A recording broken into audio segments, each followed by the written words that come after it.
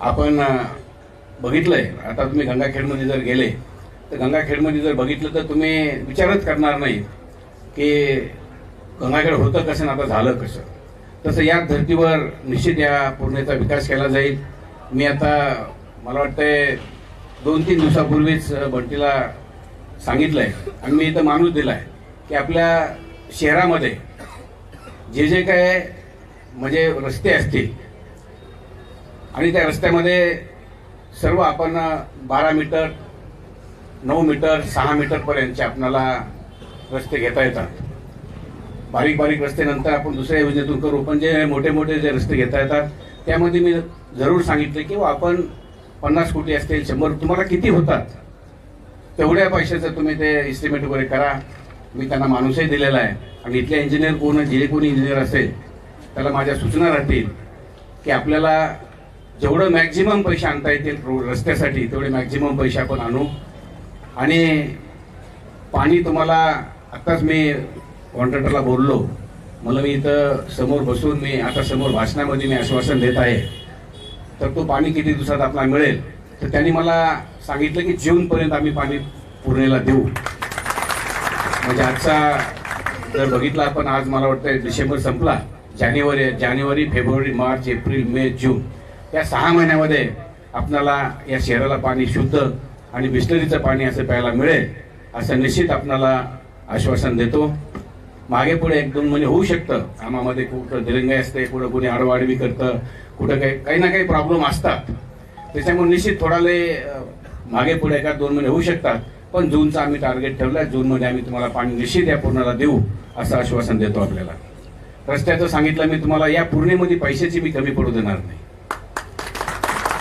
पैसा या पूर्ण शहरासाठी किती जेवढा पैसा लागेल तेवढा पैसा आपण या पूर्ण शहरामध्ये आणू आणि या पूर्ण शहराचा विकास आपण 100% जेवढा चांगला करता येईल तेवढा आपण करू.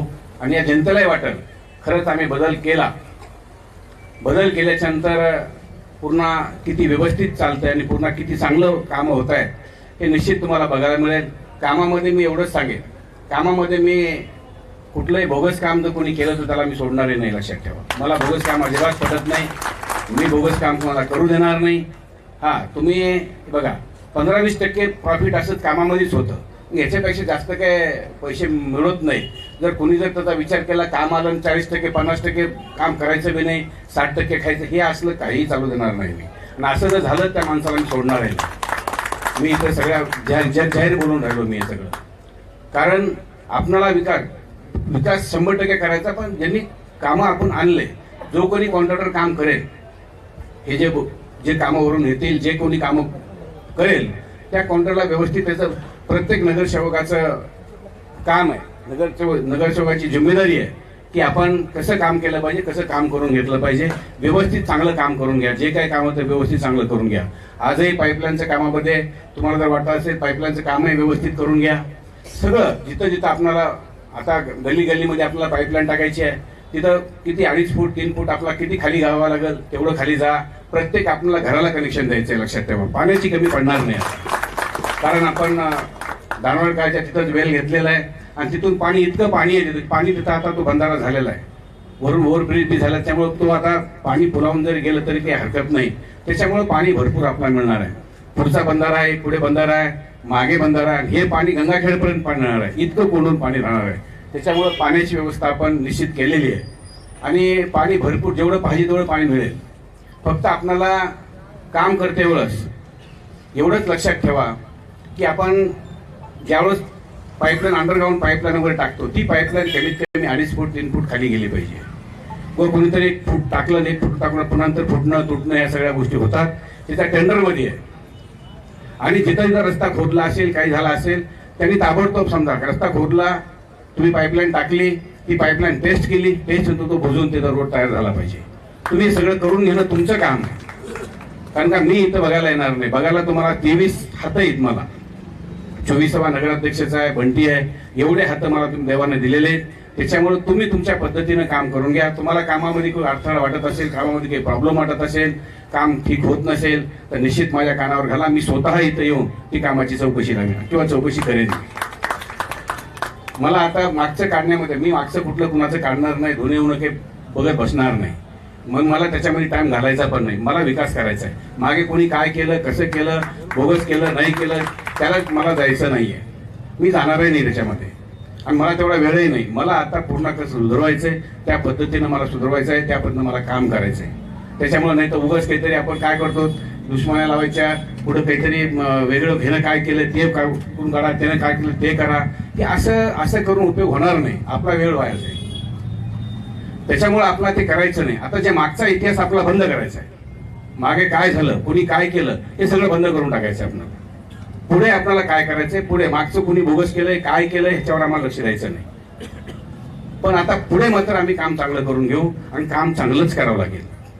आपण आज धंदे करतो, बिझनेस करतात, कंपन्या चालतात. कुणी आता हे पाईपलाईन जसा कॉन्ट्रॅक्टर करतोय, किती टक्के मिळतात बाबा त्याला? 10% 15% पैसे मिळतात.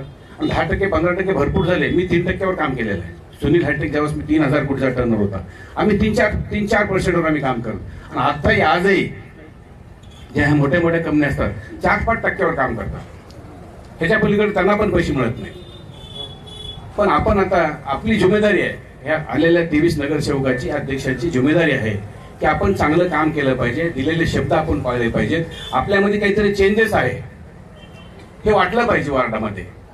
वार्डातले कामं कोणते, काय काय काम आहे, प्रत्येकाला मी सांगतो आपल्या आपल्या वार्डामध्ये काय काय काम आहे लिस्ट बनवा. तुमच्या वार्डामध्ये काय करायचे, कुठले रस्ते करायचे, कुठल्या नाल्या करायच्या, जे तुम्हाला करायचे, तुम्ही तुमच्या वार्डामध्ये जे सुविधा करायची, त्या प्रत्येक 23 नगरसेवकांनी काय करायचे त्यांनी ठरवायचं आणि ते असं पेपरवर उतरवा आणि ते माझ्याजवळ द्या. मला कुठं कुठं कसं घ्यायचंय, कुणाचं काम घ्यायचंय ते निश्चित घेईन मी. आणि ज्याला कुणाला आणखीन एक मोकळी देतो मी तुम्हाला, ज्याला कुणाला पैसे आणायचे, जे कोणी पैसे आणतात, माझं पत्र घेऊन जायचं, माझं पत्र घेऊन जा. नगरपालिका तुम्हाला सपोर्ट करेल. तुम्ही आणा काम, पण काम चांगलंच करावं लागेल. मी पैसे आणले, मी इतके टक्के देऊन आणले, तितके मला ते मी ऐकणार नाही. इथं काम आणलं ते काम चांगलं करावं लागेल. ठीक आहे, आम्हालाही माहित आहे वर काय लागतं, कसं लागतं ते माहित आहे आम्हाला.